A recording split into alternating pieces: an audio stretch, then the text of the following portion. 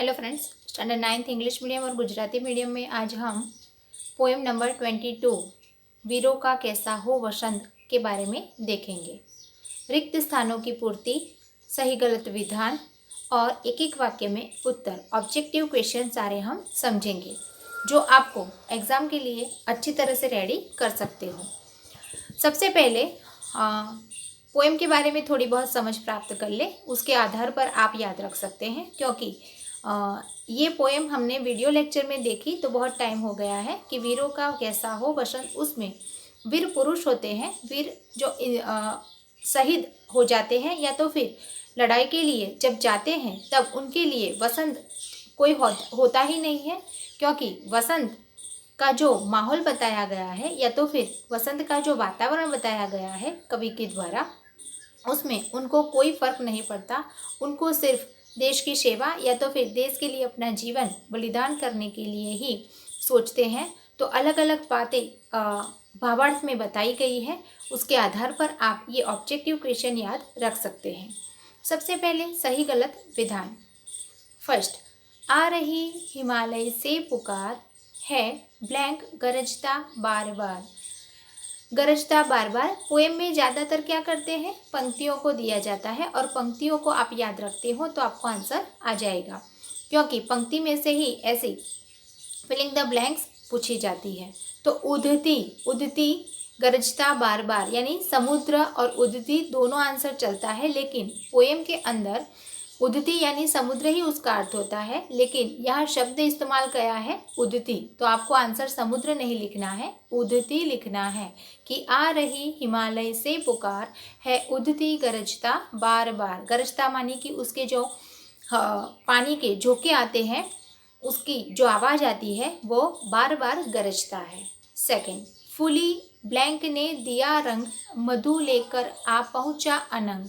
तो अर्थ इसका आंसर है सरसों। सरसों मानी राय, सरसों का तेल आपने नाम सुना होगा। तो फुली सरसों ने दिया रंग मधु लेकर आ पहुँचा अनंग, यानी कि उसका जो रंग होता है बहुत ही सुनहरा होता है, पीला होता है, जो हरे हरे खेत में लहराता है तो बहुत ही अच्छा लगता है और उसके फूल पर मधुमानी की भौरा गुंजन करता रहता है। तीसरा, कह दे ब्लैंक अब मौन त्याग लंके तुझ में क्यों लगी आग। तो अतीत, अतीत माने कि हमारा बीता हुआ कल। तो कह दे अतीत अब मौन त्याग लंके तुझ में क्यों लगी आग। तो आंसर है अतीत। फोर्थ, भूषण अथवा कवि चंद नहीं ब्लैंक भर दे वह छंद नहीं। तो यहाँ विद्युत और बिजली है, तो आंसर है बिजली कि भूषण अथवा कवि चंद नहीं भर दे वह छंद नहीं। फिफ्थ, फिर हमें ब्लैंक कौन हंत यानी कि बतावे, यानी कि जो बातें लिखी गई है हिस्ट्री में उस हिस्ट्री के द्वारा ही आज हमें मालूम है कि देश के लिए शहीद हो जाने वाले इंसान कौन थे, उन्होंने क्या क्या बलिदान दिया, क्या त्याग किया। ये सारी बातें जो नहीं लिखी होती तो शायद हमें मालूम ही नहीं होता। तो फिर हमें बतावे कौन हंत, यानी कि ये सारी हिस्ट्री हमें कौन बताता, ये बात बताई गई है। फिलिंग द ब्लैंक्स ओवर होने के बाद हम देखेंगे सही गलत विधान। तो निम्नलिखित विधान सही है या गलत यह बताइए। उसमें फर्स्ट है, चारों ओर से एक ही प्रश्न सुनाई देता है वीरों का कैसा हो वसंत। ये विधान सही है क्योंकि ये पोएम के अंदर दिया गया है। सेकंड, कामदेव भी अपनी मदिरा लेकर आ पहुंचा है। तो ये विधान सही है।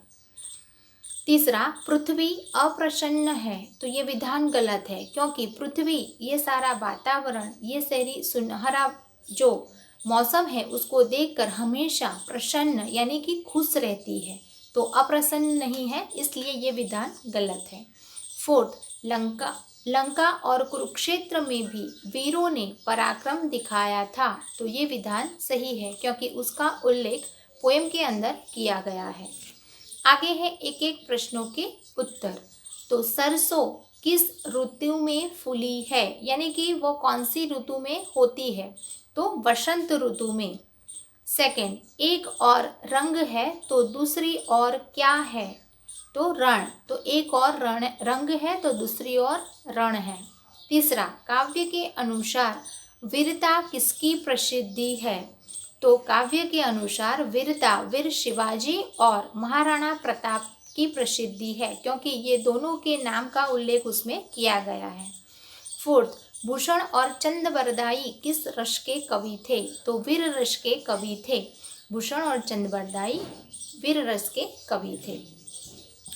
विकल्पों, इसमें से 4 ऑप्शन है। आपको ऑप्शन का आंसर यहाँ दिया गया है, लेकिन सब रीड करेंगे उसके आधार पर याद रखेंगे कि क्योंकि कभी कभी सेम होते हैं और ऑप्शन में हम सही नहीं ढूंढ पाते हैं। तो हम चारों ABCD देखेंगे, उसके बाद उसका आंसर तय करेंगे। दिगंतर क्या पूछ रहे हैं? ए, वसंत के वीर रस कैसे हैं? बी, बागों में वसंत कब आएगा? सी, वीरों का वसंत कब आएगा? एंड डी, वीरों का वसंत कैसा हो? तो दिगंतर यह पूछ रहे हैं कि वीरों का वसंत कैसा हो। सेकंड, अनंग क्या लेकर आ पहुंचा है? ए, मस्ती, बी, प्रभु, सी, पराग, डी, रंग। तो अनंग मधु लेकर आ पहुंचा है। तीसरा, मिलने कौन आए हैं? ए, आदि अंत, बी, पूर्व पश्चिम, सी, उत्तर दक्षिण, डी, अनादि अनंत। तो आंसर है आदि अंत। अगला है, छंद कैसा नहीं है? ए, बिजली भर देने वाला, डी, जगा देने वाला, सी, आनंदित कर देने वाला और डी, मदमस्त कर देने वाला। तो यहाँ आंसर है बिजली भर देने वाला छंद है। छंद कैसा नहीं है, सॉरी, तो बिजली भर देने वाला नहीं है। फिफ्थ, कमल कैसी नहीं है? तो कलम ए, बिजली भर देने वाली, बी, जगा देने वाली, सी, आनंदित कर देने वाली, कि डी, मदमस्त कर देने वाली। तो यहाँ आंसर है कलम जगा देने वाली है, क्योंकि कलम के द्वारा सारी हिस्ट्री लिखी गई है और हिस्ट्री के द्वारा ही हमारी आंखें, हमारे विचार खुल जाते हैं, जाग जाते हैं जो सोए हुए हैं। तो इस प्रकार हमने पोएम के सारे ऑब्जेक्टिव क्वेश्चन देख लिए। आपको अच्छी तरह से समझ में आ गया होगा और आपको अपनी नोटबुक में लिखना है। Okay, thank you.